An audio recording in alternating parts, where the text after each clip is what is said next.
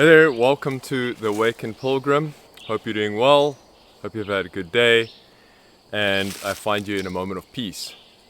My name's Mark. This is a daily report on a project that I'm working on.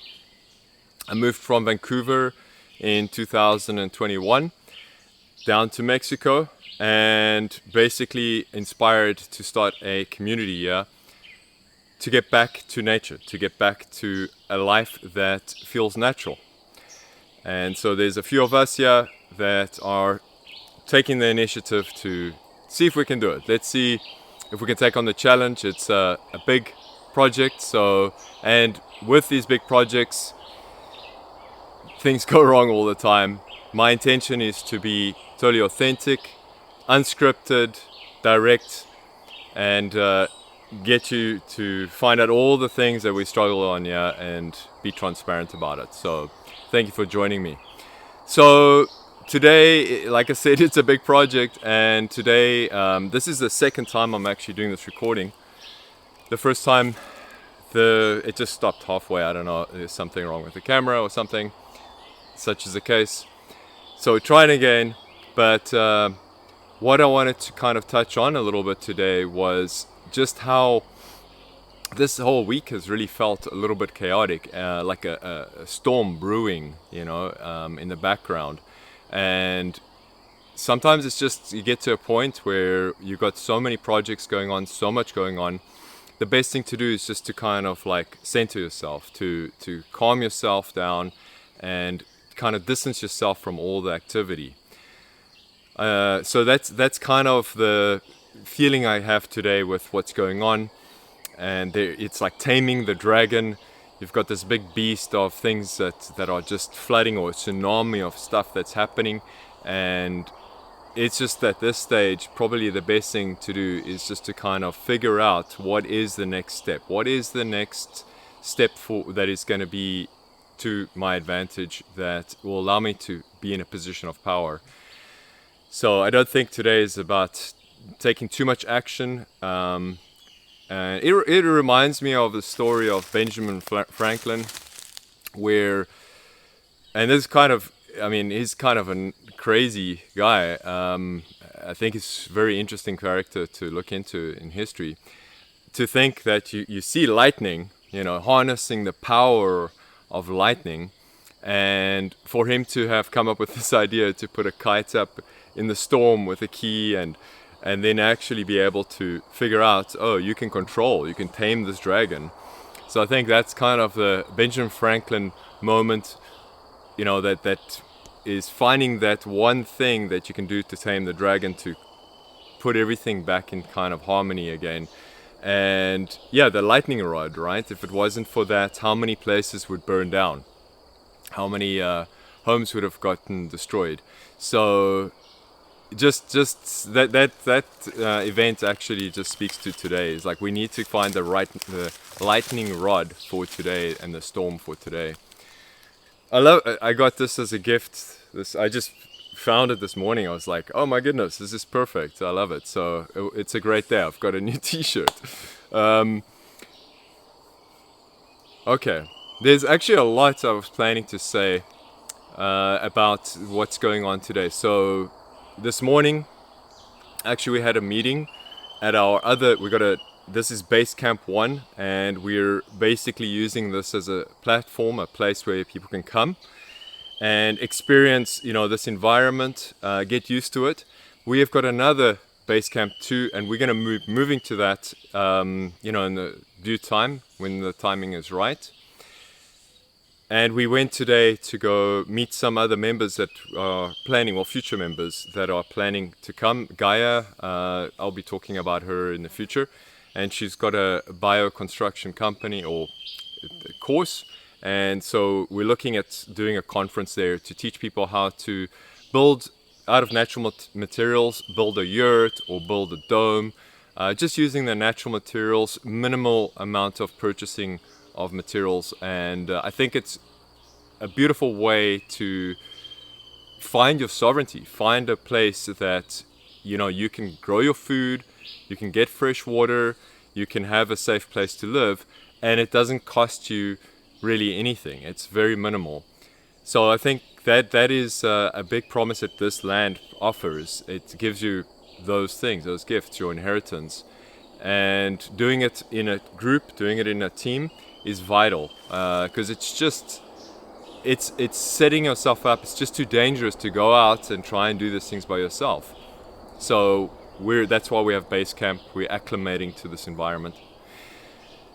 So that was the one thing that was great. They came over. We met some new potential members for next couple of months, and so we're excited about that.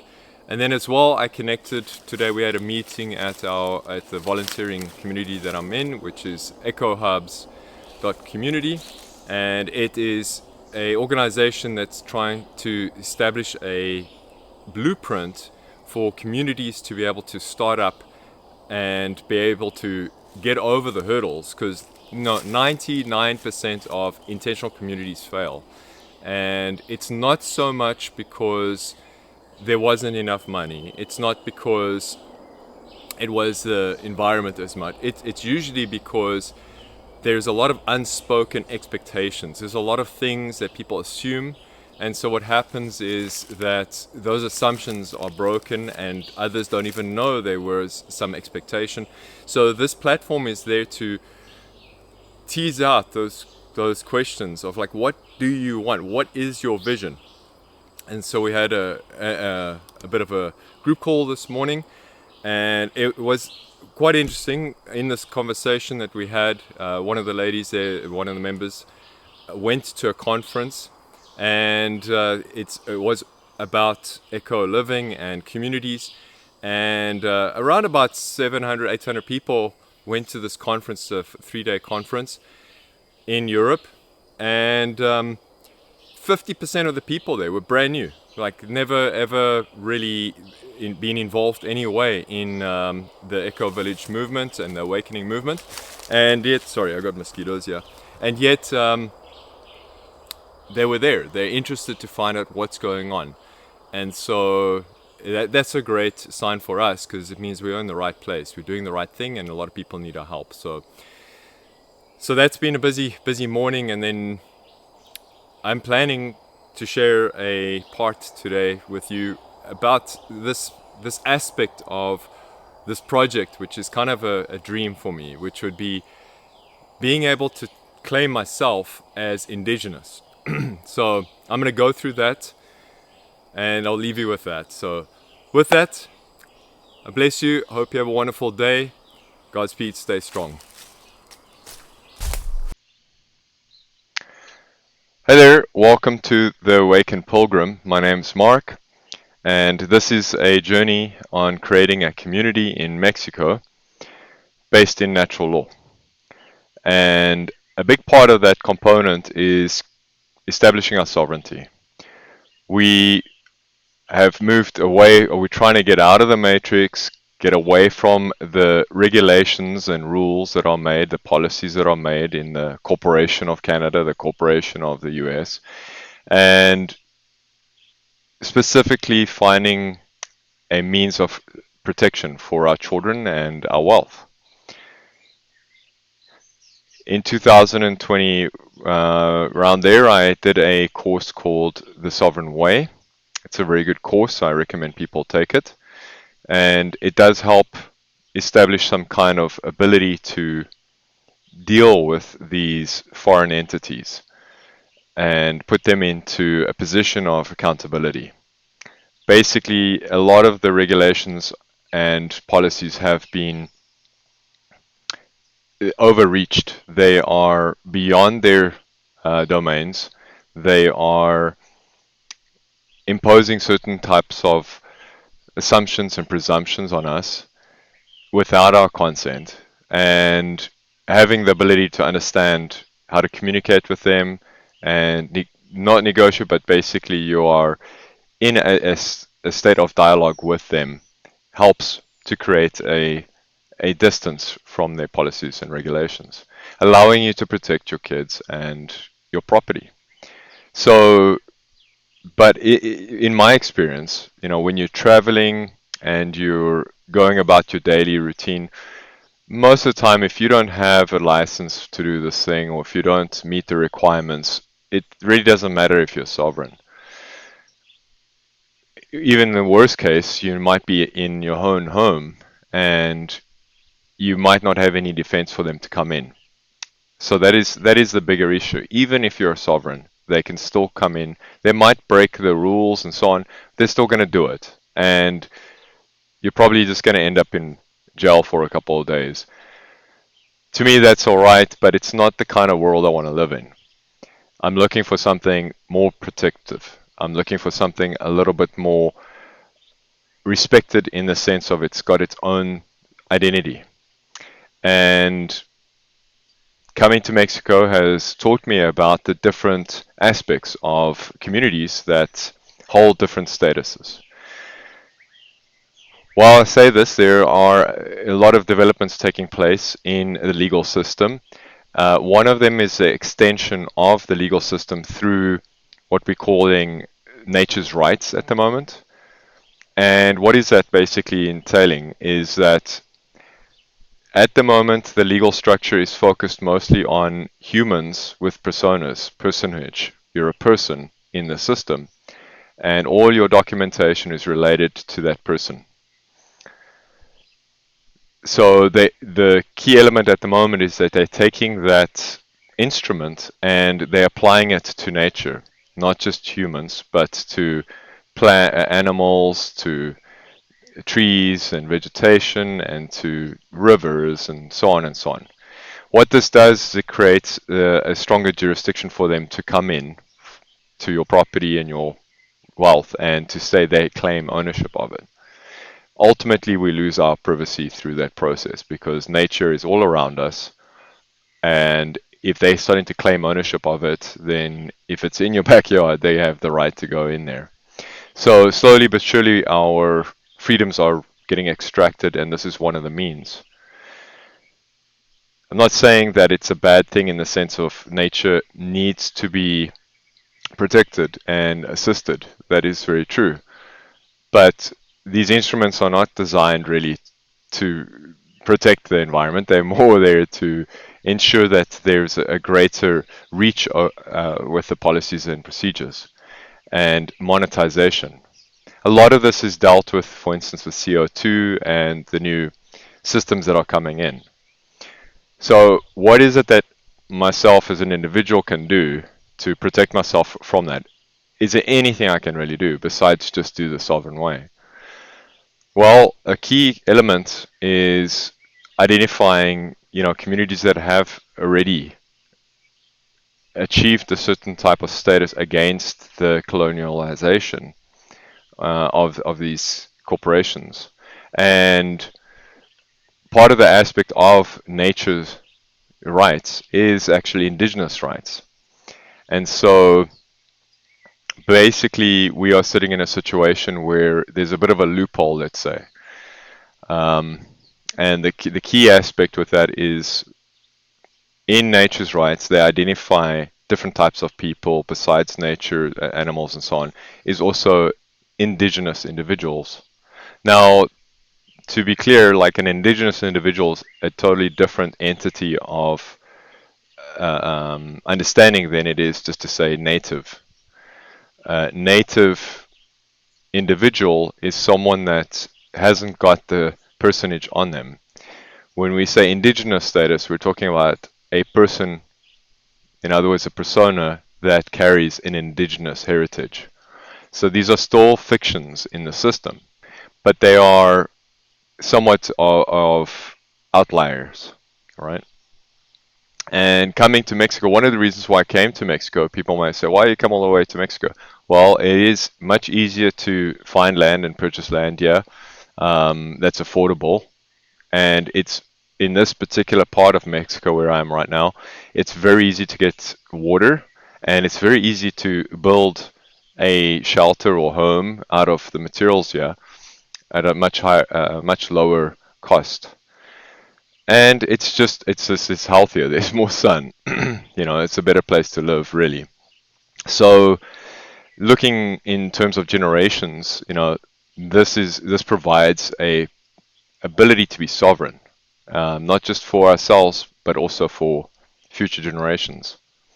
And as we use these mediums that, basically expose us, this information that I'm telling you now will probably be added to some kind of profiling where in the future our generations will be judged by what I say and do right now. So my kids in the future could be judged by what I'm saying and doing right now. And that is something that I think a lot of individuals haven't really grasped the severity of the surveillance that's going on. It's not just surveillance on you personally, but it's surveillance that will extend beyond your life onto others that are associated to you. So it's quite a big topic, to deal with. But today I wanted to focus on indigenous personas.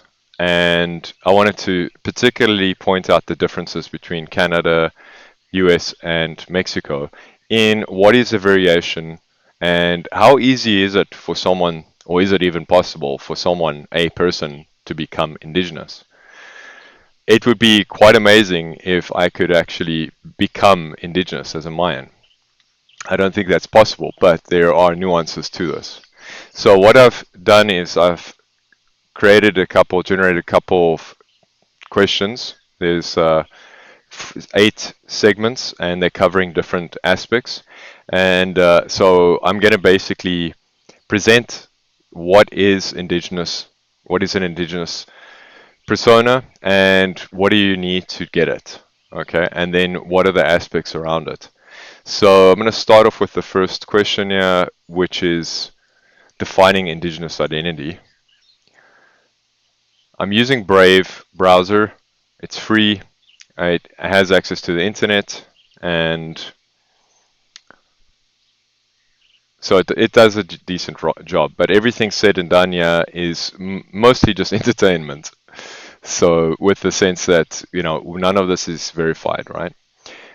Okay, let's ask the first question. What are the 3 core criteria defined by the United Nations UNDRIP and ILO Convention in 169 for the recognition of individuals as indigenous, and how do self-identification and community acceptance interact? All right. Here's the answer. Actually, there is a slight misconception in the premises of UNDRIP, the United Declaration of Rights. The ILO Convention do not provide a single rigid definition with 3 specific core criteria. Okay. That universally applied is every individual in the checklist format. Instead, they establish a framework based on self-identification as a primary test, supported by historical and cultural continuity. However, legal experts and the UN Special Rapporteur generally distill the requirements found in ILO Convention and UNDRIP into 3 key elements. First one, self-identification. The individual must consciously identify themselves as indigenous. This is a fundamental criterion and cannot be overridden by external authorities. Number 2, historical continuity. A link to pre-colonial or pre-settled societies that existed in the territory prior to invasion or colonialization. Point 3. Distinctive cultural social identity. The group maintains distinct social, cultural, economic, and political institutions or traditions separate from the dominant society. Okay, so it's quite clear. You have to say you're indigenous. You have to show that the indigen that you are part of is different from the pre-colonialization, and it has to be distinctively different from the country itself. Okay. How self-identification and community acceptance interact. These 2 concepts function as a dual check system. Self-identification is the starting point. An individual declares, I am indigenous. Community acceptance validates that claim. The specific indigenous group must recognize the individual as a member based on their own customs and laws. Okay. You generally cannot recognize an indigenous by international standards if you claim the identity yourself, but are rejected by the community, nor can you community claim an individual who does not identify with them. The relationship is reciprocal. The individual claims the identity and the community confirms. Okay, it kind of lost it there. Confirms it. So really that's the two things. I have to say I see myself as indigenous, and then I also have to be accepted by an indigenous community. That's kind of the broad premises. Let's dig a little bit deeper, yeah. So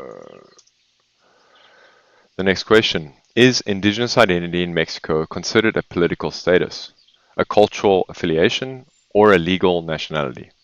How does this differ from the concept of citizenship in the US or Canada? Can you keep it short? Right. The answer is in Mexico, indigenous identity is preliminarily recognized or primarily recognized as a cultural affiliation and a constitutional right to autonomy, rather than a separate political status or a distinct legal nationality. Mexico defines itself as a plural nation state, meaning indigenous peoples have the right to self-government within the Mexican nation, but they hold the same Mexican citizenship. Hey there, before you go, thank you again for your time. I just wanted to make an offer for this course. It really helped me as an individual find passion, get my passion together and be on this journey. It's free for 2 weeks. You can go take a look at the materials and find the support. The link is in the description below. Thank you.